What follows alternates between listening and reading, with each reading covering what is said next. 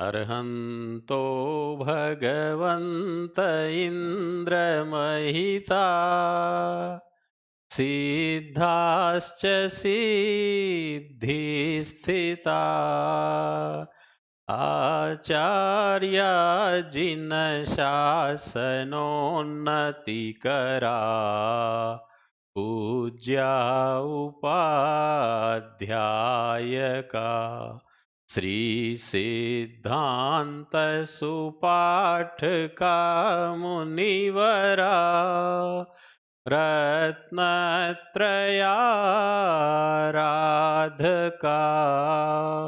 पंचैते परमेष्ठिनः प्रतिदिनम् कुर्वन्तु नो मङ्गलम् कुर्वन्तु मे मंगलम। शासनेश प्रभु महावीर को वंदन। जिन शासन गौरव परम श्रद्धेय आचार्य भगवन, परम श्रद्धेय भावी आचार्य भगवन, संत मंडल साध्वी मंडल के पावन चरणार विंदों में कोटि कोटि वंदन। जिज्ञासु और कर्म सिद्धांत के रसिक भाइयों और बहनों, हम कर्म ग्रंथ के तीसरे भाग से संबंधित जानकारी यहां पर प्रस्तुत कर रहे हैं। पिछले वीडियो में हमने उदय स्वामित्व की चर्चा की थी कि 14 गुणस्थानों में कितनी कितनी प्रकृतियों का उदय रहता है और कौन कौन सी प्रकृतियां उदय में नहीं रहती है, इसकी जानकारी हमने की थी। आज हम जो तीसरे कर्म ग्रंथ का बाद का भाग है, उस उदय स्वामित्व को 14 मुख्य मार्गणाएं और उनके भेद 62 मार्गणाओं में उदय स्वामित्व देखेंगे। सबसे पहले जो मार्गणा आती है वो है गति मार्गणा। अब इस गति मार्गणा में नरक गति, नरक गति में जो है गुणस्थान 1 से 4 होते हैं और हम जानते हैं कि नरक गति में मनुष्य और त्रियंच जो प्रायोग्य प्रकृतियां हैं उनका उदय नहीं होता है। इसलिए उदय योग्य जो 122 प्रकृतियां हैं उसमें से नरक गति में समुच्चय रूप से 76 प्रकृतियां उदय में रहती है। अब इसमें क्या हो गया कि 122 में से 76 का उदय रहेगा तो बची 46। तो 46 प्रकृतियां ऐसी है जिनका उदय नहीं होता है। तो स्थानार्धी त्रिक, पुरुष वेद, स्त्री वेद, 3 आयु, क्योंकि नरकायु का ही उदय रहेगा, 3 गति नरक गति का ही उदय रहेगा, जाति चौक पंचेंद्रीय जाति का ही उदय रहेगा, औदारिक द्विक, आहारक द्विक, 5 संस्थान, 6 सहनन, 3 आनुपूर्वी, शुभ विहायो गति, आतप, उद्योत, जिन्नाम, सुभग, सुस्वर, आदेय, यश कीर्ति, स्थावर चौक, उच्च गोत्र, ये 46 प्रकृतियां ऐसी है कि इनका उदय नरक गति में नहीं होता है। क्योंकि नरक गति में जीव अपने किए हुए पाप कर्मों का फल भोगने के लिए जाता है, तो प्राय वहां पर जो है अशुभ प्रकृतियों का उदय ज्यादा रहता है। इसलिए हम देखते हैं कि वहां पर संस्थान भी एक हुंडक संस्थान ही लिया है। सहनन का उदय है ही नहीं, नार की देवता में सहनन का उदय नहीं है। अशुभ पुद्गल और शुभ पुद्गल रूप परिणमन होता है, तो नारकी में अशुभ पुद्गल परिणमनते हैं। आनुपूर्वी 3 ही रहेगी, क्योंकि एक नरकानुपूर्वी का उदय रहेगा, 3 का उदय नहीं रहेगा। सुभग, सुस्वर, आदेय, यश कीर्ति, ये सब शुभ प्रकृतियां हैं, इनका उदय नारकी में नहीं रहेगा। इनकी अपोजिट जो प्रकृतियां हैं अशुभ, उनका उदय रहता है। अब कौन सी प्रकृतियां हैं जिनका उदय रहेगा, तो उन 76 प्रकृति के हम जो है नाम देख सकते हैं। 5 ज्ञानावर्णीय, 4 दर्शनावर्णीय, 5 अंतराय, ये 14 प्रकृति तो सभी में रहती है, लंगोटिया यार कहलाती है। फिर मिथ्यात्व मौनी, मिश्र मौनीय, समकित मौनी, 16 कसाय, हास्य सटक, नपुंसक वेद, ये 26 प्रकृतियां हो गई। फिर इसके बाद में तेजस कार्मण शरीर, वर्ण चौक, अगुरु लघु नाम, निर्माण नाम, स्थिर नाम, अस्थिर नाम, शुभ नाम, अशुभ नाम, ये 12 जो है ध्रुव उदयी प्रकृतियां हो गई। फिर निद्रा द्विक, निद्रा और प्रचला, वेदनीय में साता असाता वेदनीय, नीच गोत्र, नरक त्रिक, नरक गति, आनुपूर्वी और नरकायु, पंचेंद्रीय जाति, वेक्रिय द्विक, हुंडक संस्थान, अशुभ व्यायु गति, पराघात, उच्छ्वास, उपघात, त्रस चोक, त्रस बादर, पर्याप्त प्रत्येक, दुर्भग, दुस्वर, अनादेय और अयस कीर्ति, ये 24 प्रकृतियां हो गई। तो 3 हिस्से हो गए, 14 एक हो गई, 4 हिस्से कर दिए, 14 एक हो गई है। फिर 26 एक हो गई, 12 एक हो गई और 24 एक हो गई। कुल मिलाकर के ये 76 प्रकृतियां ऐसी है जो नरक गति में उदय में रहती है। तो 46 का उदय नहीं है और 76 प्रकृतियों का उदय नरक गति में होता है। अब देखिए, अब यहां पर जो है नरक गति में समुच्चय रूप से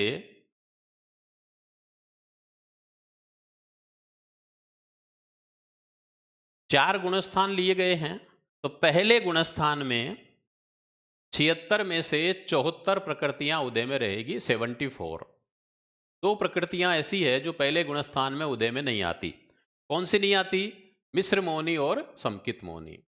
ये हमको पता है कि मिश्र मौनी का उदय तीसरे गुणस्थान में होगा और समकित मौनी का चोपसम समकित वाले में चौथे गुणस्थान में होगा। फिर दूसरे गुणस्थान में जो है 72 प्रकृतियों का उदय रहेगा, 72। अब इसमें क्या हो गया, 74 में से 2 कम हो गई।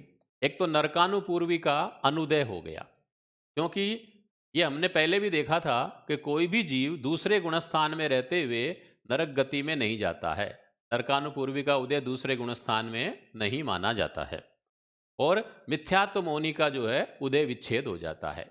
तो 2 प्रकृति कम हो गई, नरकानुपूर्वी और मिथ्यात्व मौनी। तो 72 प्रकृतियां जो है ये दूसरे गुणस्थान में उदय में रहती है। अब आ जाइए तीसरा गुणस्थान। तो तीसरे गुणस्थान में जो है 69, 72 में से 4 प्रकृतियां कम हो जाती है और 1 जुड़ जाती है। 4 कौन सी कम हो गई? अनंतानुबंधी चौक का उदय विच्छेद हो गया, इनका उदय, क्योंकि दूसरे गुणस्थान तक ही अनंतानुबंधी का उदय रहता है, उसके आगे उदय नहीं रहता इसलिए। और मिश्र मौनी का उदय तीसरे गुणस्थान में जुड़ जाता है।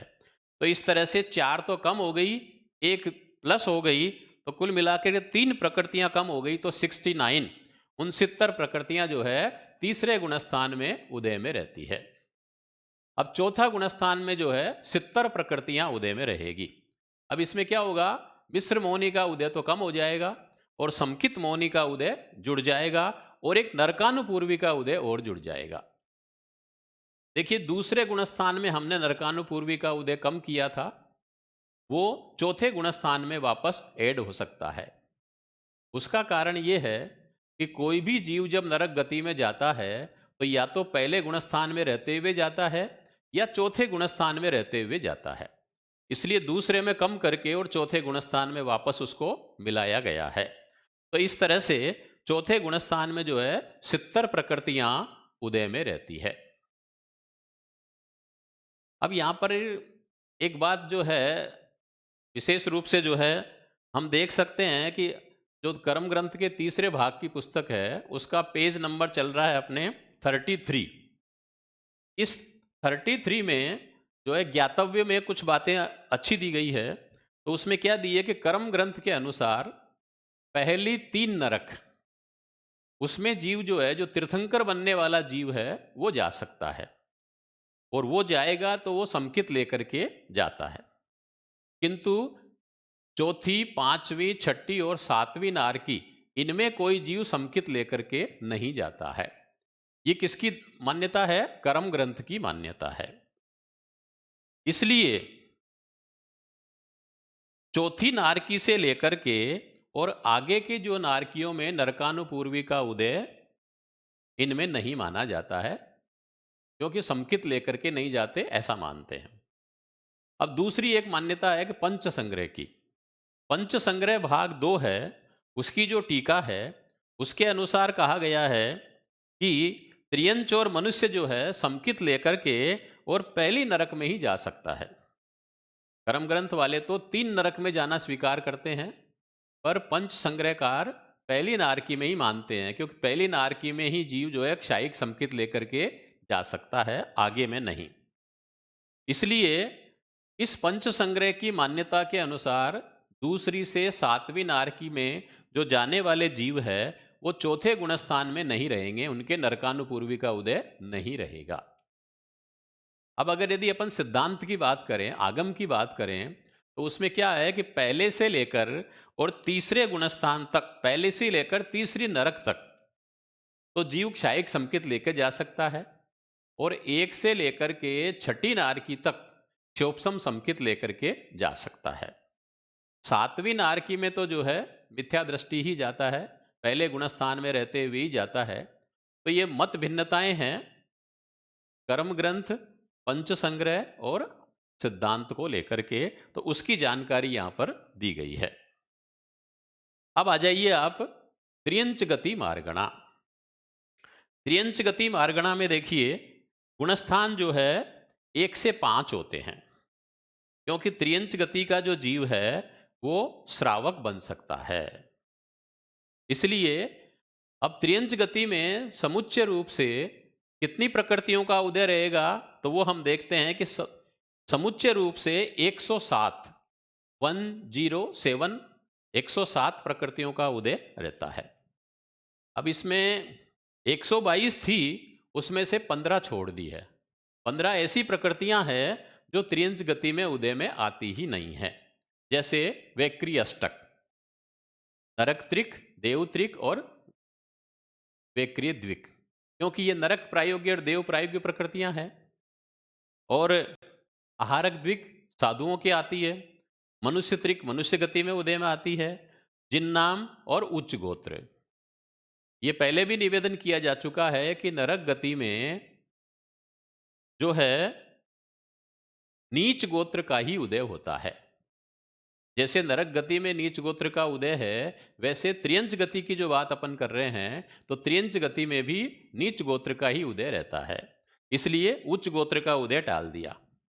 अब यद्यपि कोई कोई जो त्रियंच ऐसे भी होते हैं जिनको वेकरी लब्धि हो सकती है, वेकरी शरीर बना सकते हैं, परंतु वो लब्धि प्रत्यय है, भव प्रत्यय नहीं है।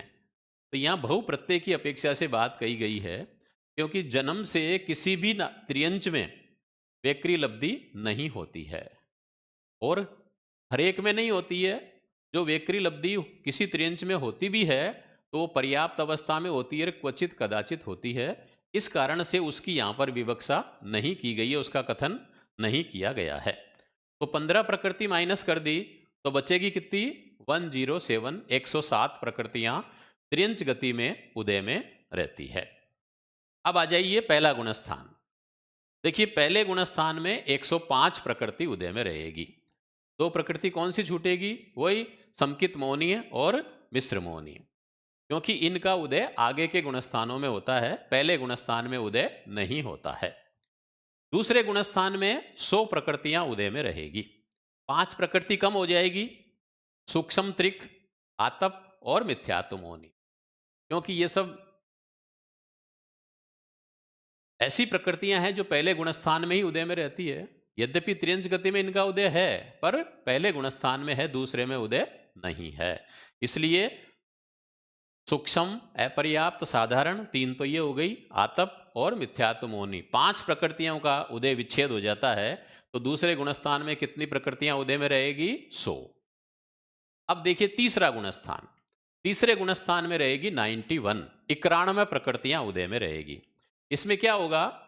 10 प्रकृति तो माइनस हो जाएगी और एक प्रकृति जो है प्लस हो जाएगी। तो 10 प्रकृति कौन सी छूटेगी? अनंतानुबंधी चौक, जाति चौक, स्थावर नाम। क्योंकि अनंतानुबंधी का उदय दूसरे गुणस्थान तक ही होता है, अपन ने दूसरे कर्मग्रंथ में देखा हुआ है। जाति चौक का उदय भी दूसरे गुणस्थान तक ही है, उसके आगे नहीं है। और स्थावर का उदय भी दूसरे तक ही है। तो तीसरे गुणस्थान में ये और त्रियंचानुपूर्वी का इन 10 प्रकृतियां, त्रियंचानुपूर्वी का अनुदय होगा क्योंकि इसका उदय चौथे गुणस्थान में वापस हो जाएगा। तो इसमें क्या हो गया कि 10 में से 9 का तो हो गया उदय विच्छेद और त्रियंचानुपूर्वी का हो गया अनुदय, और मिश्र मोनी का उदय इसमें प्लस हो जाएगा, जुड़ जाएगा। तो इस तरह 91 प्रकृतियां तीसरे गुणस्थान में उदय योग्य मानी गई है। अब आ जाइए चौथा गुणस्थान। तो चौथे गुणस्थान में क्या होगा? एक बढ़ेगी, नहीं, 2 बढ़ेगी और 1 घटेगी। मिश्र मोनी तो घट जाएगी, एक तो समकित मोनी है बढ़ेगी और त्रियंचानुपूर्वी का उदय भी बढ़ जाएगा। क्यों? क्योंकि कोई कोई जीव चौथे गुणस्थान में रहते हुए जो है त्रियंच गति में जाकर उत्पन्न होता है। समकित लेकर के भी चौथे गुणस्थान में त्रियंच गति में आ सकता है। इसलिए त्रियंचानुपूर्वी का उदय बढ़ गया, समकित मोनी का बढ़ गया, 2 बढ़ गया और मिश्र मोनी का कम हो गया। तो 92 प्रकृतियां जो है चौथे गुणस्थान में उदय में रहती है। अब है 5वां गुणस्थान। 5वें गुणस्थान में श्रावक बन जाता है। तो वहां पर जो है एक तो अप्रत्याख्यानी चौक कम हो जाता है, दुर्भग, अनादेय और अयस कीर्ति, ये 3 ये कम हो जाती है और त्रियंचानुपूर्वी का उदय भी नहीं रहता है। तो इन 8 प्रकृतियों का उदय विच्छेद हो जाएगा क्योंकि ये 8 प्रकृतियां ऐसी है कि आगे के गुणस्थानों में उदय में नहीं आती है। तो 92 में से 8 प्रकृतियां कम कर दी तो 5वें गुणस्थान में कितनी रहेगी? 84, 84 प्रकृतियां उदय में रहती है। इस तरह से हमने जो है त्रियंच गति मार्गणा की बात उदय स्वामित्व की है। अब इसमें क्या दिया है कि त्रियंच पंचेंद्रिय और वायुकाय के जीव वेकरी लब्धि का प्रयोग करते हैं, किंतु उनमें वेकरी लब्धि जो है जन्म से नहीं होती है, लब्धि की अपेक्षा से है। और वह यहां लब्धि का कथन नहीं किया है। जिनमें नारकी देवताओं में जैसे भव से होती है, जन्म से होती है, वैसी वेकरी लब्धि इनमें नहीं होती है, इसलिए उसका कथन यहां पर नहीं किया गया है। अब आ जाइए मनुष्य गति मार्गणा।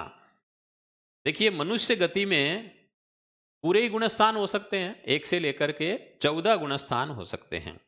अब यहां पर जो है उदय योग्य प्रकृतियां हैं वो 102 रहेगी। इसका तात्पर्य क्या हुआ कि 122 में से 20 प्रकृतियां ऐसी है जिनका उदय मनुष्य गति में नहीं होता है। तो कौन कौन सी 20 प्रकृतियां हैं? तो वेकरी अष्टक तो है ही, क्योंकि वो नारकी देवता में ही उदय रहता है उनका। तो वेकरी अष्टक ये कम हो जाएगी, त्रियंच त्रिक कम हो जाएगी, जाति चौक कम हो जाएगी, आतप उद्योत कम हो जाएंगे, स्थावर नाम, सूक्ष्म नाम, साधारण नाम, ये 20 प्रकृतियां छूट जाएगी। क्योंकि ये 20 प्रकृतियां ऐसी है जो या तो नरक गति में आती है, या देव गति में आती है, या त्रियंच गति में आती है, पर मनुष्य गति में इनका उदय नहीं होता है। इस कारण से समुच्चय में 122 में से ये 20 प्रकृतियां घटा देंगे तो 102 प्रकृतियां जो है समुच्चय में उदय में रहती है। अब देखिए पहले गुणस्थान में 97 97 प्रकृति उदय में रहेगी, मतलब 5 प्रकृतियों का उदय नहीं होगा। कौन सी 5 प्रकृति है? तो देखिए आहारक द्विक, जिन्नाम, सम्यक्त मोहनी और मिश्र मोहनी। सम्यक्त मोहनी मिश्र मोहनी का तो स्पष्ट है कि सम्यक्त मोहनी चौथे से उदय रहेगी, मिश्र मोहनी तीसरे में रहेगी, आहारक द्विक छठे गुणस्थान में आएगा उदय में, और जिन्नाम 13वें 14वें में आएगा। तो इसलिए पहले गुणस्थान में ये 5 प्रकृतियां जो है कम कर दी गई है। तो 102 में से 5 प्रकृति घटा देंगे तो कितनी बचेगी? 97। अब देखिए दूसरे गुणस्थान। दूसरे गुणस्थान में क्या होगा? एक तो अपर्याप्त नाम और एक मिथ्यात्व मोहनी, इन 2 का उदय समाप्त हो जाएगा, उदय विच्छेद हो जाएगा। यहां अपर्याप्त नाम मतलब लब्धि अपर्याप्त जो जीव है जो अपर्याप्त अवस्था में ही मर जाते हैं, वो उदय जो है दूसरे गुणस्थान में नहीं रहेगा। क्योंकि एक सामान्य नियम है कि कोई भी जो सम्यक दृष्टि जीव है वो अपर्याप्त में नहीं मरता। 3 शुभ लेस्या वाला भी अपर्याप्त में नहीं मरता, और नारकी देवता से आने वाला भी अपर्याप्त में नहीं मरता है। तो यहाँ चूंकि सम्यक्त्व का पहले गुणस्थान के आगे की चर्चा है, सास्वादन गुणस्थान है, इसलिए इसमें भी जो है अपर्याप्त नाम का उदय नहीं रहता है। और मिथ्यात्मोनि का उदय पहले गुणस्थान में ही है, इसलिए 2 माइनस हो गई, तो बची कितनी? 95 प्रकृतियां उदय में रहेगी। अब आ जाइए तीसरा गुणस्थान। तीसरे गुणस्थान में 91। अब इसमें क्या होगा? तीसरे गुणस्थान में जो 91 है उसमें क्या रहेगी कि 5 तो कम हो जाएगी और 1 जुड़ जाएगी, मिश्र मोनी। मिश्र मोनी तो जुड़ गई, और 5 कौन सी कम हो गई? अनंतानुबंधी का चोक और मनुष्यानुपूर्वी। क्योंकि कोई भी जीव तीसरे गुणस्थान में जन्म मरण करता ही नहीं है, तो मरण नहीं करेगा तो आनुपूर्वी का उदय नहीं होगा, इसलिए मनुष्यानुपूर्वी को यहां पर टाल दिया गया है। बाकी आनुपूर्वी पहले ही टल गई है, इसलिए तो तीसरे गुणस्थान में 91 91 प्रकृतियां उदय में रहती है। अब आ जाइए चौथा गुणस्थान। चौथे गुणस्थान में 92 2 बढ़ेगी और 1 माइनस हो जाएगी। तो कौन सी बढ़ेगी? वही सम्यक तो मोहनी और मनुष्यानुपूर्वी, ये बढ़ जाएगी, और मिश्र मोहनीय कम हो जाएगी। तो 2 प्लस हो गई, 1 माइनस हो गई, तो 1 का डिफरेंस आ गया। तो कितनी प्रकृतियां रहेगी उदय में? 92 प्रकृतियां उदय में रहती है चौथे गुणस्थान में। इसकी बात चल रही है मनुष्य गति मार्गणा की बात। अब आ जाइए 5वां गुणस्थान।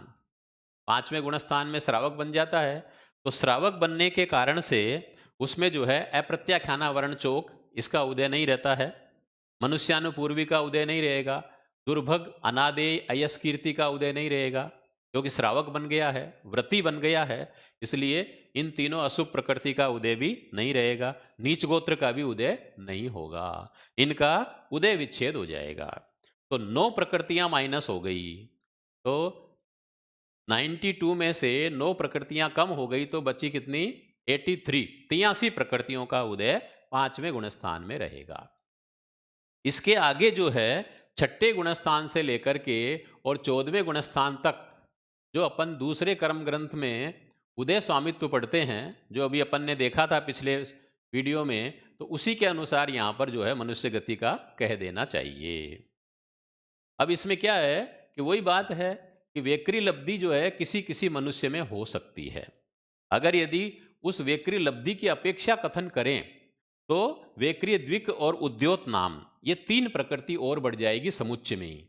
जो 102 थी ना, उसमें 3 मिला देंगे तो 105 हो जाएगी, और उसके हिसाब से फिर ये गणना की जाएगी। परंतु जो है मूल में यहां पर जो है हऊ प्रत्यय की अपेक्षा कथन होने से इन 3 प्रकृतियों को मिलाया नहीं है। अगर मिलाते हैं तो सब में 3 का डिफरेंस आ जाएगा। अब आ जाइए देवगति मार्गणा। जैसे नरक गति में 4 गुणस्थान है, वैसे देवगति में भी 1 से 4 गुणस्थान होते हैं। नरक गति में तो 76 प्रकृतियां उदय योग्य देखी थी हमने। अब देवगति में जो है 80 प्रकृतियां जो है उदय में रहती है। अब इसमें क्या हो गया? 42 प्रकृति ऐसी है, 42 प्रकृतियां ऐसी है जिनका उदय नरक गति में नहीं होता है। कौन कौन सी? नहीं सॉरी, देवगति में जिनका उदय नहीं होता है, क्योंकि हम देवगति मार्गणा पढ़ रहे हैं इसलिए। तो नरक त्रिक इनका उदय नहीं रहेगा, त्रिंच त्रिक का भी उदय नहीं रहेगा, मनुष्य त्रिक का भी उदय नहीं रहेगा। तीनों गतियों से संबंधित उदय नहीं रहेगा। जाति चौक का उदय नहीं है, क्योंकि वहां तो पंचेंद्रीय है। औदारिक द्विक का भी उदय नहीं है, आहारक द्विक भी नहीं है, साधु को होता है।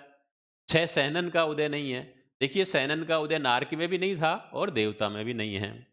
5 संस्थान का उदय नहीं है, क्योंकि इनमें एक ही संस्थान होता है, समचौरस संस्थान, इसलिए 5 संस्थान का उदय भी नहीं रहेगा। अशुभ व्यायु गति का भी उदय नहीं है, क्योंकि शुभ ही रहे व्यायु गति।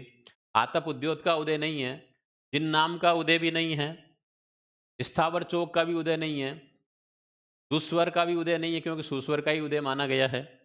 नपुंसक वेद का उदय नहीं है, क्योंकि देवगति में या तो स्त्री वेद है या पुरुष वेद है। और नीच गोत्र का भी उदय नहीं है, क्योंकि देवगति में उच्च गोत्र का ही उदय माना जाता है। और स्त्यानर्दी त्रिक का भी उदय नहीं है। निद्रा और प्रचला, इन दो का उदय है 5 निद्रा में से, पर 3 निद्रा है, निद्रा निद्रा, प्रचला प्रचला और स्त्यानर्दी।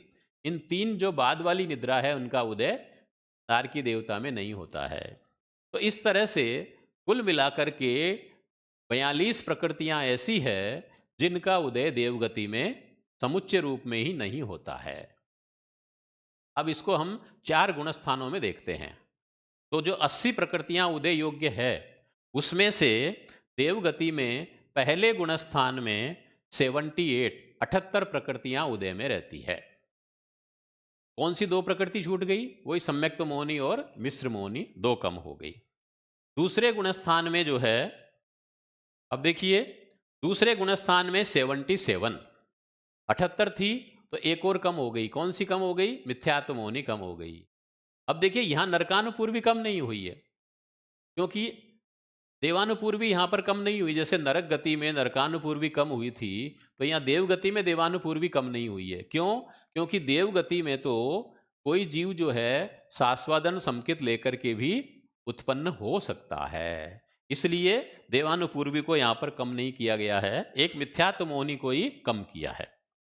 अब तीसरे गुणस्थान में 73 प्रकृतियां उदय में रहती है। तो जो 77 प्रकृतियां थी उसमें से 5 तो माइनस हो जाएगी, अनंतानुबंधी, चोक और देवानुपूर्वी। अब देवानुपूर्वी यहां पर कम हो गई, क्योंकि तीसरे गुणस्थान में कोई जीव जन्म लेता ही नहीं है। 5 कम हो गई और मिश्र मोहिनी बढ़ गई। तो इस तरह से 73 प्रकृतियां जो है तीसरे गुणस्थान में देवगति में उदय में रहती है। अब आ जाइए चौथा गुणस्थान। चौथे गुणस्थान में क्या है? 74 प्रकृतियां उदय में रहती है। अब इसमें 2 तो प्लस हो जाएगी, सम्यक्त मोहिनी और देवानुपूर्वी, क्योंकि देवगति में जीव संकित लेकर के भी जाता है, तो देवानुपूर्वी का उदय चौथे गुणस्थान में रह सकता है। और क्षोभसम संकित वाले भी वहां रहते हैं, तो इसलिए सम्यक्त मोहिनी और देवानुपूर्वी 2 का उदय बढ़ गया और मिश्र मोहिनी का उदय कम हो गया। तो इस तरह चौथे गुणस्थान में कितनी प्रकृतियां उदय में रहेगी? देवगति में 74 प्रकृतियां उदय में रहती है। यद्यपि देवों में भी उत्तर वेकरी जब वो करते हैं तो उद्योत नाम का उदय हो जाता है, परंतु यहां पर उत्तर वेकरी की अपेक्षा कथन नहीं किया गया है, इसलिए उद्योत को शामिल नहीं किया गया है। और मनुष्य त्रियंच जो है क्षोभसम संकित लेकर के भवनपति, वाणवंतर, ज्योतिषी देवों में भी उत्पन्न हो सकते हैं, इसलिए सामान्य से देवगति मार्गणा में के समान चौथे गुणस्थान में सब में जो है देवानुपूर्वी का उदय हो सकता है। भवनपति में भी हो सकता है, वाणवंतर में भी हो सकता है, ज्योतिषी में भी हो सकता है और वैमानिक में भी हो सकता है। इस तरह से हमने गति मार्गणा का उदय स्वामित्व देखा है। अब दूसरी जो मार्गणा है वो है जाति मार्गणा। जाति में एकेंद्रीय से पंचेंद्रीय तक 5 जाति आएगी। तो सबसे पहले एकेंद्रीय मार्गणा। अब देखिए एकेंद्रीय मार्गणा में क्या होगा? एकेंद्रीय जीवों में कुल मिलाकर के 80 प्रकृतियां उदय में रहेगी, 80। यद्यपि देवगति में भी 80 का उदय था और एकेंद्रीय में भी 80 का उदय है, पर दोनों एक समान नहीं है। संख्या एक समान होते हुए भी प्रकृतियां अलग अलग है। अब देखिए यहां पर कौन कौन सी प्रकृतियां ऐसी है, 42 प्रकृति जिनका उदय एकेंद्रीय जीवों में नहीं होता है। तो वेक्री अष्टक का उदय नहीं है, मनुष्य त्रिक का नहीं है, पेंद्रीय आदि 4 जाति का उदय नहीं है, आहारक द्विक का नहीं है, औदारिक अंगोपांग का उदय नहीं है। देखिए ये कर्म ग्रंथ वाले एकेंद्रीय में अंगोपांग और सहनन इन 2 का उदय नहीं मानते। आगमकार तो मानते हैं, पर कर्म ग्रंथ की बात चल रही है, इसलिए यहां पर जो है अंगोपांग, औदारिक अंगोपांग का भी उदय नहीं माना है। फिर 5 संस्थान का उदय नहीं है, 6 सहनन, देखो सहनन में 6 ही छोड़ दिए हैं। विहाय गति नहीं है दोनों, जिन नाम नहीं है, त्रस नाम नहीं है, सुस्वर दुस्वर नहीं है, सुभग आदे नहीं है, सम्यक तो मोनी मिश्र मोनी नहीं है, पुरुष वेद स्त्री वेद नहीं है, और उच्च गोत्र का भी उदय नहीं है। क्योंकि हमने पहले देख लिया त्रिंच गति में है ये, तो वहां पर नीच गोत्र का ही उदय रहता है, एक नपुंसक वेद ही है एकेंद्रीय में, इसलिए तो समुच्चय से 80 प्रकृतियां उदय में रहेगी, और पहले गुणस्थान में भी यही 80 प्रकृतियां उदय में रहती है। क्योंकि यहां पर ऐसी कोई प्रकृति नहीं है जो समुच्चय में हो और पहले में नहीं हो, तो सबकी सब पहले गुणस्थान में भी उदय में रह जाती है। अब दूसरा गुणस्थान, पादर पृथ्वी पानी वनस्पति में जो देवगति से कोई कोई देवता आ जाके उत्पन्न हो जाते हैं, उनमें दूसरा गुणस्थान कर्म ग्रंथकार मानते हैं। आगमकार तो नहीं मानते, कर्म ग्रंथकारों ने माना है, इसलिए यहां पर एकेंद्री में दूसरा गुणस्थान भी माना जा रहा है। तो दूसरे गुणस्थान में जो है 67, 80 में से 13 प्रकृतियां कम हो जाती है। कौन सी 13 प्रकृतियां कम हो गई? देखिए आप, सूक्ष्म त्रिक, आतप, उद्योत, पराघात, उच्छ्वास, मिथ्यात्मोनि और निद्रा पंचक, इनका अनुदय हो जाता है। अब देखिए यहां पर एक विशेष बात जो समझने की है कि एकेंद्रीय जीवों में भी पहले गुणस्थान में तो 5 निद्रा का उदय हो सकता है, पर दूसरे में नहीं होता। क्यों नहीं होता? क्योंकि दूसरा गुणस्थान उत्पत्ति समय से लेकर के और देशों 6 आवलिका तक ही रहता है। उस 6 आवलिका काल में उनकी शरीर पर्याप्ति भी पूरी नहीं होती, और शरीर पर्याप्ति पूरी नहीं होगी तो फिर जो है शरीर संबंधी जो निद्रा है उसका उदय नहीं आ सकता। तो इस कारण से यहां पर ऐसा कहा गया है कि दूसरे गुणस्थान में निद्रा पंचक का उदय नहीं है। और ये सब पहले गुणस्थान वाले हैं। जैसे आतप है तो पृथ्वी काय में है, ये पर्याप्त अवस्था में होता है। उद्योत है, ये भी शरीर पर्याप्ति पूरी होने के बाद में होती है। पराघात उच्छ्वास, ये भी बाद में उदय में आती है। और मिथ्या तो मोनी तो पहले गुणस्थान में ही है, दूसरे में है ही नहीं। इस तरह से ये 13 प्रकृतियां ऐसी है कि जो एकेंद्रीय जीवों में दूसरे गुणस्थान में रहते उदय में नहीं आती है। तो कितनी उदय में आई है? समुच्चय और पहले गुणस्थान में 80 और दूसरे गुणस्थान में 67 प्रकृतियां उदय में रहती है। अब यहां पर ये बता रहे हैं कि उदय और यश कीर्ति, इनका जो उद्योत और यश कीर्ति का जो उदय है वो एकेंद्रीय जीवों में हो सकता है। किसमें हो सकता है? जैसे पर्याप्त बादर पृथ्वी काय में, अप काय में और वनस्पति काय में, प्रत्येक वनस्पति और साधारण वनस्पति काय में।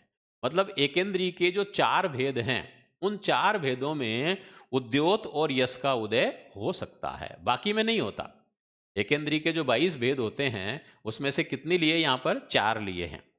पर्याप्त बादर पृथ्वी काय, पर्याप्त बादर अप काय, पर्याप्त बादर वनस्पति काय और पर्याप्त बादर साधारण वनस्पति काय। ये सब लब्धि पर्याप्त है ना? लब्धि पर्याप्त है मतलब जो पर्याप्त बनते ही हैं, ऐसे जीवों में इनका उदय हो सकता है। अगर कोई अपर्याप्त में मरने वाला जीव है तो उनके उदय नहीं होगा। अब देखिए दूसरा दूसरा है बेंद्रीय जाति, जिसको अपन द्विंद्रिय जाति बोलते हैं। इसमें भी गुणस्थान 2 हो सकते हैं, पहला और दूसरा। अब इसमें द्विंद्रिय जाति में समुच्चय रूप से और पहले गुणस्थान में उदय योग्य जो प्रकृतियां हैं वो कितनी रहेगी? 82 प्रकृतियां रहेगी, 82 प्रकृतियां जो है उदय में रहेगी। इसमें भी देखो काफी प्रकृतियां वही है जो एकेंद्रीय में छूटी थी। अब देखो इसमें वेक्री अष्टक नहीं रहेगा, मनुष्य त्रिक। अब यहां बेंद्री जाति के अलावा बाकी 4 जाति का उदय नहीं रहेगा। आहारक द्विक, शुरू के 5 सहनन, 5 संस्थान, शुभ विहाय गति का उदय नहीं है। आतप, जिन्नाम, स्थावर, सूक्ष्म, साधारण, सुभग, आदेय, सम्यक तो मोहनीय, मिश्र मोहनीय, पुरुष वेद, स्त्री वेद, उच्च गोत्र, इन 40 प्रकृतियों का उदय जो है पेंद्रीय जाति में नहीं होता है। अब देखिए यहां पर भी कारण वही बता रहे हैं कि भाई जो दूसरा गुणस्थान जब इनमें आएगा, बेंद्रीय जाति में भी, बेंद्रीय, तेंद्रीय, चौरेंद्रीय, असन्नी पंचेंद्रीय, इनमें सब में जो दूसरा गुणस्थान आता है, सास्वादन गुणस्थान आता है, वो उत्पत्ति समय में से लेकर के और कुछ कम क्षयावलिका तक ही रहता है। उसके बाद में दूसरा गुणस्थान नहीं आता, पर्याप्त में भी नहीं आता। इसलिए तो दूसरे गुणस्थान में यहाँ पर भी 13 प्रकृतियां जो है कम हो जाएगी। जैसे एकेंद्रीय में कम हुई थी, वो की वो 13 यहाँ पर कम हो जाएगी। अब इसमें कुछ फर्क पड़ेगा। देखो, अशुभ व्यायु गति, पराघात, उच्छ्वास, उद्योत, अपर्याप्त, सुस्वर दूस्वर, मिथ्यात्व मोहनी और निद्रा पंचक, इनका अनुदय हो जाएगा, क्योंकि निद्रा पंचक का उदय बाद में होगा, बाकी का उदय नहीं होता है। तो इस कारण से, क्योंकि दूसरे गुणस्थान में रहते हुए इनकी शरीर पर्याप्ति भी पूरी नहीं होती, इसलिए इन 13 प्रकृतियों का उदय जो है बेंद्रीय जाति में भी नहीं होता है। इसी तरह से तेंद्रीय चौरेंद्रीय जाति भी हम देख सकते हैं। अब देखिए, तेंद्रीय चौरेंद्रीय जाति में क्या है, यहां पर भी जो है समुच्चय जो उदय है वो कितना है, वही 82 का है, और पहले गुणस्थान में भी 82 प्रकृतियां रहती है। इसमें थोड़ा पुस्तक में जो है कॉलम लिखने में थोड़ी सी कमी रही है, तो हम इसको ऐसे समझेंगे, समुच्चय में भी और पहले गुणस्थान में भी वही 82 प्रकृतियां उदय में रहेगी। जो अपन ने द्विंद्रीय में देखी है वही तीन्द्रीय में, वही चौरेंद्रीय में। फर्क क्या पड़ेगा, अपनी अपनी जाति जो है वो उदय में रहेगी, बाकी की 4 जातियां उदय में नहीं रहेगी। और दूसरे गुणस्थान में वो की वही 69 प्रकृतियां ही उदय में रहेगी। यहां पर भी वही 13 प्रकृतियां जो है माइनस हो जाएगी। अब आ जाइए पंचेंद्रीय जाति। पंचेंद्रीय जाति में चूंकि चारों गति के जीव आ गए, मनुष्य भी शामिल आ गए, इसलिए पूरे ही गुणस्थान आ जाएंगे, 1 से लेकर के 14 गुणस्थान आ गए। अब पंचेंद्रीय जाति में जो है समुच्चय रूप में कितनी प्रकृतियां उदय में रहेगी, तो कहेंगे 114 प्रकृति उदय में रह सकती है। इसका तात्पर्य ये हुआ कि 8 प्रकृतियां ऐसी है जिनका उदय जो है पंचेंद्रीय जाति में नहीं होता है। कौन कौन सी 8 प्रकृतियां, तो जाति चौक, मतलब एकेंद्रीय, बेंद्रीय, तेंद्रीय, चौरेंद्रीय, इनका उदय नहीं रहेगा। स्थावर नाम का उदय नहीं रहेगा, सूक्ष्म का उदय नहीं रहेगा, साधारण का उदय नहीं रहेगा, और आतप का उदय नहीं रहेगा। क्योंकि आतप भी एकेंद्रीय में ही है, सूक्ष्म साधारण भी एकेंद्रीय में है, स्थावर भी एकेंद्रीय में है, और जाति चौक जो है 4 जाति है। इस तरह से 8 प्रकृतियां जो है उदय में नहीं रहेगी। तो कितनी रहेगी पंचेंद्रीय में, 114 प्रकृतियां उदय में रहती है समुच्चय रूप से। अब देखिए पहला गुणस्थान, पहले गुणस्थान में 109 प्रकृतियां उदय में रहेगी। 109, इसमें क्या हो गया, 5 प्रकृति माइनस करेंगे। कौन सी 5 करेंगे, आहारक, द्विक, जिन नाम, सम्यक्त मोहनी, मिश्र मोहनी है, इनका उदय नहीं रहेगा, अनुदय हो जाएगा इन 5 का। अनुदय क्यों है, क्योंकि ये आगे के गुणस्थानों में उदय में आने वाली है, पर पहले गुणस्थान में इनका उदय नहीं हो पाता है, इसलिए 5 माइनस हो गई, तो बची कितनी, 109 प्रकृतियां पहले गुणस्थान में पंचेंद्रीय जाति में उदय में रहती है। अब दूसरा गुणस्थान, दूसरे गुणस्थान में कितनी उदय में रहेगी, 106 प्रकृतियां। तो इसमें 3 कम हो गई, मिथ्यात्व मोहनी कम हो गई, अपर्याप्त नाम कम हो गया, और नरकानुपूर्वी का अनुदय हो गया। मतलब 2 का तो उदय विच्छेद हो गया, और नरकानुपूर्वी का जो है अनुदय हो गया। तो 3 प्रकृतियां कम हो गई, 109 में से 3 प्रकृतियां माइनस हो गई, तो 106 प्रकृतियां जो है दूसरे गुणस्थान में उदय में रहती है। किसमें, पंचेंद्रीय जाति में। अब तीसरे गुणस्थान में 100 प्रकृति उदय में रहेगी। इसमें क्या होगा, 7 तो माइनस हो जाएगी और 1 प्लस हो जाएगी।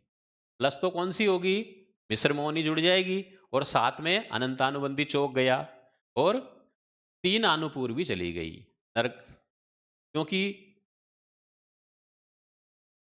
एक अनुपूर्वी जो है पहले ही चली गई नरकानुपूर्वी, बाकी की 3 भी जो है यहां पर चली जाती है तीसरे गुणस्थान में।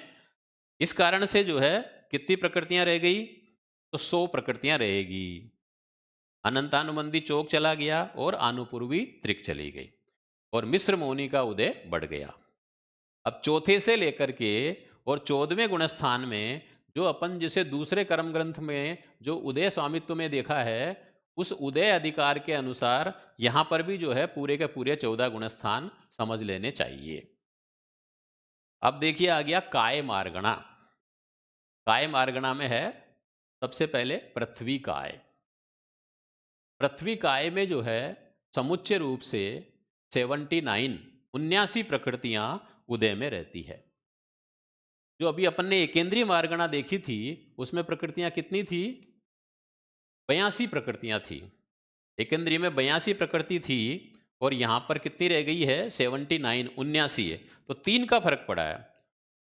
तो एकेंद्रीय मार्गणा में जो कही गई थी 42 प्रकृतियां, उसमें से साधारण नाम एक प्रकृति जो है वो 80 प्रकृतियां थी एकेंद्रीय में, तो उसमें से साधारण नाम कम हो जाएगा।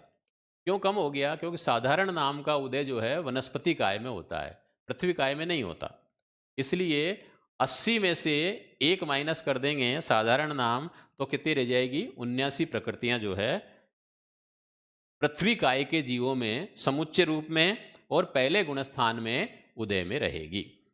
अब देखिए दूसरे गुणस्थान। दूसरे गुणस्थान में हमने वहां 13 प्रकृति कम की थी, या 12 कम करेंगे। क्यों? क्योंकि साधारण नाम जो है हम समुच्चय में ही कम कर चुके हैं, तो उस साधारण को छोड़ करके 12 कौन सी कम करेंगे? सूक्ष्म नाम, अपर्याप्त, पराघात, उच्छ्वास, आतप, उद्योत, मिथ्यात्मोनि और निद्रा पंचक। ये 12 प्रकृति कम करेंगे तो दूसरे गुणस्थान में कितनी उदय में रहेगी? 67 प्रकृतियां उदय में रहती है।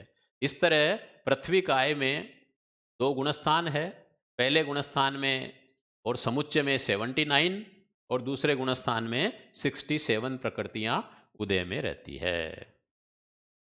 अब आ जाइए अपकाय। अपकाय में क्या है? अपकाय में भी गुणस्थान 2 ही है, पहला और दूसरा। अब इसमें क्या फर्क पड़ेगा कि इसमें समुच्चय रूप में और पहले गुणस्थान में 78 प्रकृतियां उदय में रहेगी।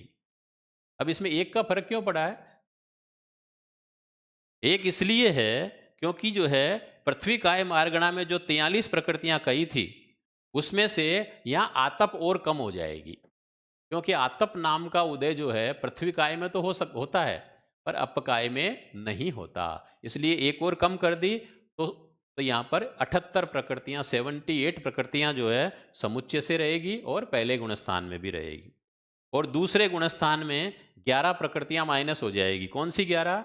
सूक्ष्म नाम, अपर्याप्त नाम, पराघात, उच्छ्वास, उद्योत, मिथ्यात्मोनि और निद्रा पंचक। ये अपन ने पहले देख ही लिया, क्योंकि दूसरे गुणस्थान की स्थिति बहुत कम है, शरीर पर्याप्ति भी पूरी नहीं होती है, तो इसलिए निद्रा पंचक आदि का उदय नहीं होता। और उद्योत है, उच्छ्वास है, पराघात है, और इनका भी उदय नहीं है, और मिथ्यात्मोनि का उदय होता ही नहीं है दूसरे में। तो इसलिए 67 प्रकृतियां उदय में रहती है। अब कह रहे हैं तेजस काय और वायु काय। देव काय, वायु काय में समुच्चय रूप में 76 प्रकृतियां उदय में रहती है। तो अब देखो इसमें कौन सी छूट गई? देव काय, वायु काय में तो जो अपन ने अपकाय में 44 प्रकृतियां छोड़ी थी, उससे तेव वायु में 2 और कम करेंगे। कौन कौन सी 2 कम करेंगे? उद्योत और यश कीर्ति। अभी अपन ने पहले देखा भी था कि एकेंद्रीय में जो है उद्योत और यश कीर्ति का उदय जो है देव वायु में नहीं होता है, तो इसलिए 2 कम कर दें तो 46 प्रकृति छूट जाएगी समुच्चय से। तो कितनी का उदय रहेगा? 76 प्रकृति का उदय रहेगा। देव काय में भी 76 और वायु काय में भी 76, और समुच्चय में भी 76 रहेगी और पहले गुणस्थान में भी 76 रहेगी। यद्यपि वायु काय में वेकृ द्विक का उदय पर्याप्त में हो सकता है, पर वो बहु प्रत्यय नहीं है, सब में नहीं है, इसलिए यहां पर उसका कथन नहीं किया गया है। और अगर यदि उसका कथन करते हैं, मानते हैं, तो फिर यहां पर जो है 1 बढ़ जाएगी वेक्री की, क्योंकि अंगोपांग तो मानते नहीं है एकेंद्रीय में, इसलिए 1 ही बढ़ेगी वेक्री का योग। तो 77 प्रकृतियां उसको उदय में होती है। अगर माने वेक्री को की गणना करें तो 77, और वेक्री नहीं माने तो 76 प्रकृतियां जो है उदय में रहती है। तेव काय और वायु काय दोनों में उदय में रहती है। अब आ जाइए वनस्पति काय।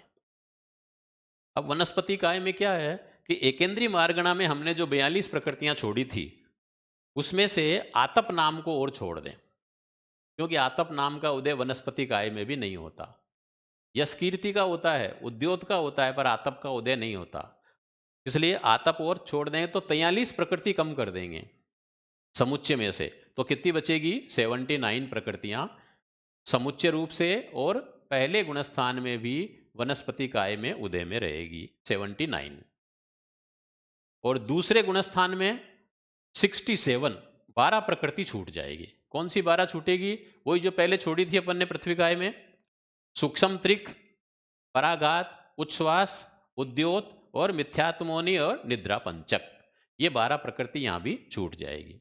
तो इस तरह वनस्पति काय में जो है समुच्चय रूप में और पहले गुणस्थान में 79 और दूसरे गुणस्थान में 67 प्रकृतियां उदय में रहती है। अब देखिए त्रस काय मार्गणा। अब त्रस काय में क्या रहेगा?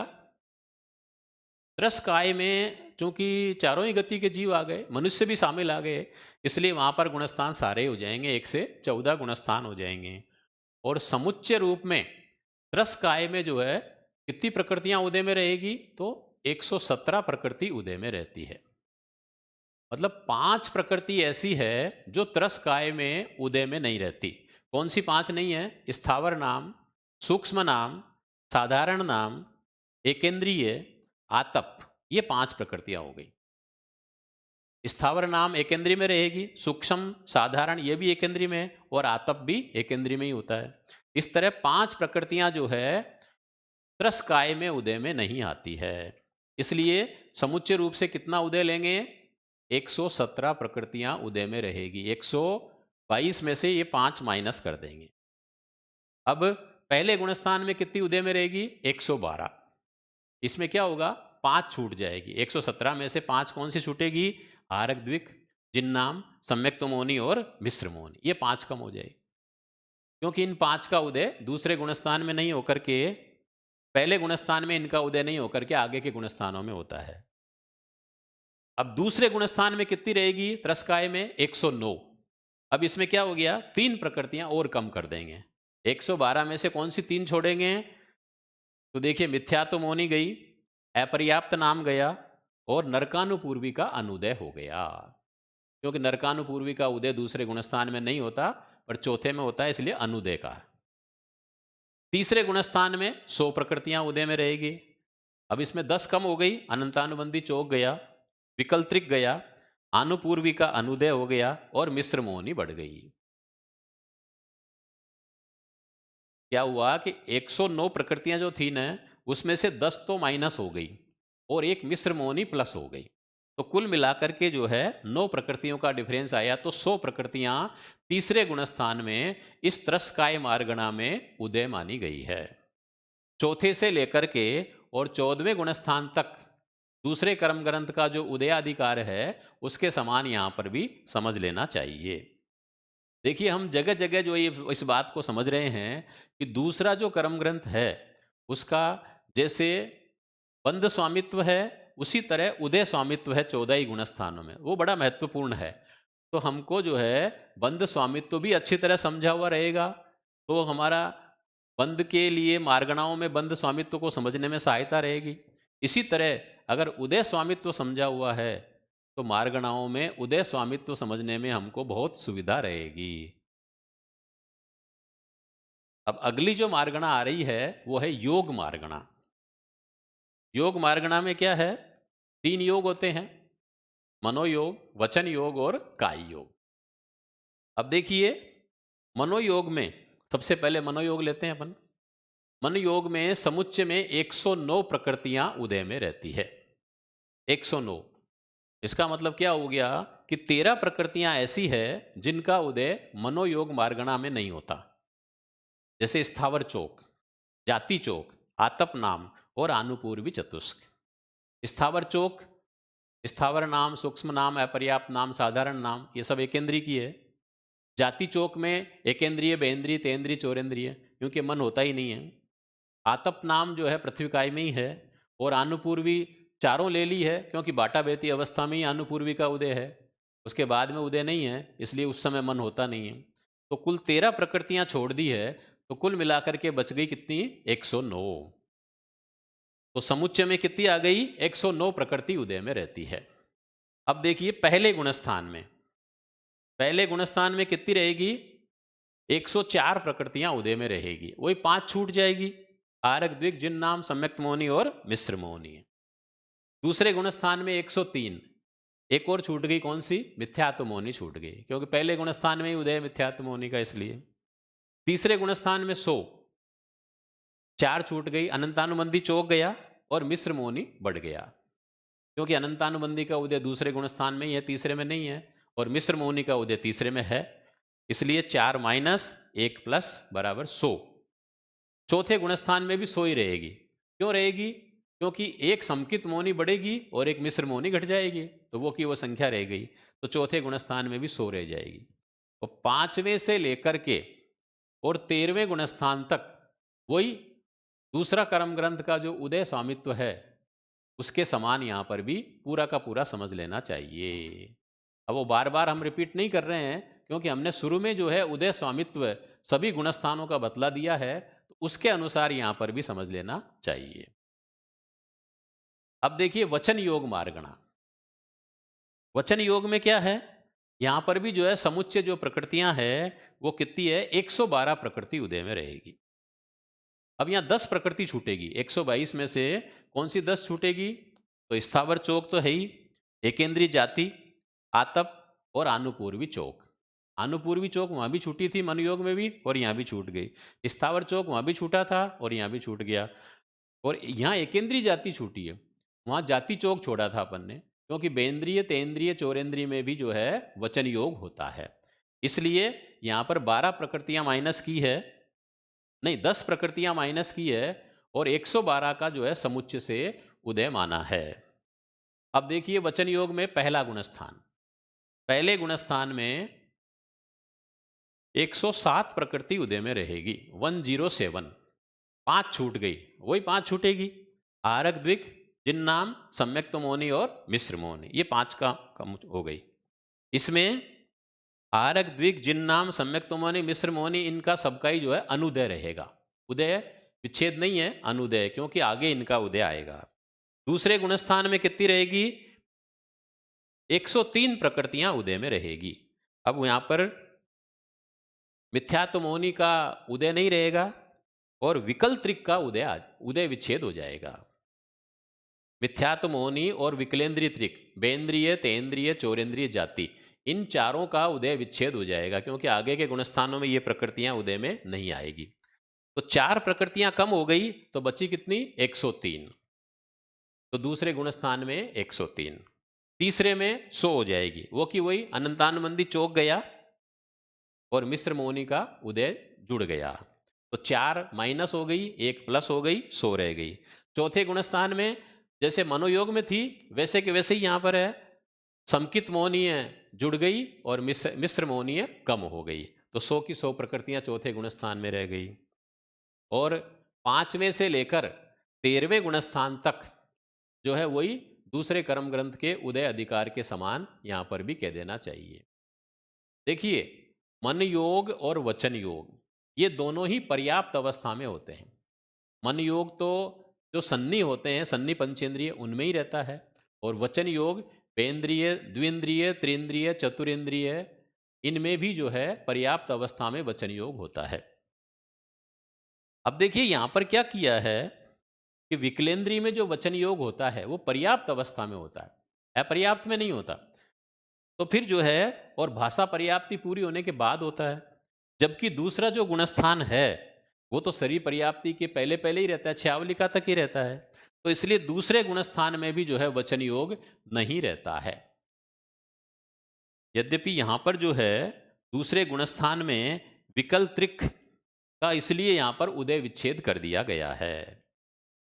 तो इस तरह से वचन योग में समुच्चय जो है 112 प्रकृति का उदय, पहले गुणस्थान में 107, दूसरे में 103, तीसरे में 100 और चौथे में 100, और 5वें से लेकर 13वें तक उदय अधिकार के समान कह देना चाहिए।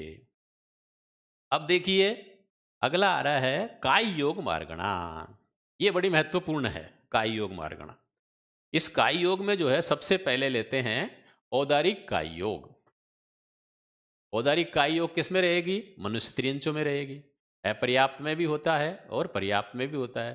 पर जो कर्म ग्रंथ वाले हैं, वो कर्म ग्रंथ वाले जो औदारिक काय योग है वो पर्याप्त में ही मानते हैं, अपर्याप्त में नहीं मानते। नारकी देवता में पर्याप्त अवस्था में वेक्री मिश्र होता है कि नहीं होता है, इसकी लेकर के चर्चा यहां पर की गई है। तो जो कर्म ग्रंथकार है वो पर्याप्त अवस्था में वेक्रिय मिश्र नारकी देवता में नहीं मानते। यद्यपि उत्तर वेक्री का रूप मानते हैं, पर वो वेक्री से वेक्री ही रूप बनाते हैं, इसलिए उसको वहां पर जो है वेक्रिय मिश्र नहीं कहा गया है। तो कर्म ग्रंथकार कब मानेंगे वेक्री मिश्र? अपर्याप्त अवस्था में मानेंगे। इसी तरह से औदारिक मिश्र कब मानेंगे? तो जब मनुष्य त्रियंच में अपर्याप्त अवस्था में जो है औदारिक मिश्र का योग मानते हैं।